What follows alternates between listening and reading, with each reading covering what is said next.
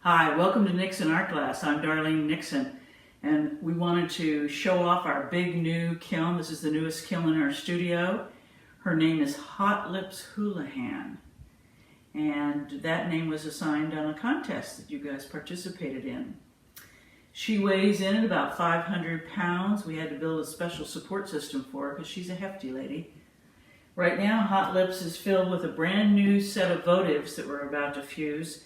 One of the colors is kind of unusual. Doesn't that look clear to you? This is a striking color, which means it's not the true color till it's hot.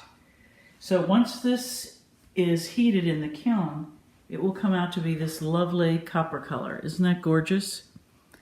These are all our new summer series of votives.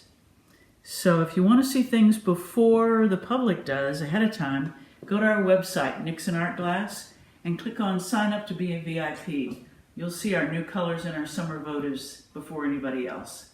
Thanks for visiting Nixon Art Glass.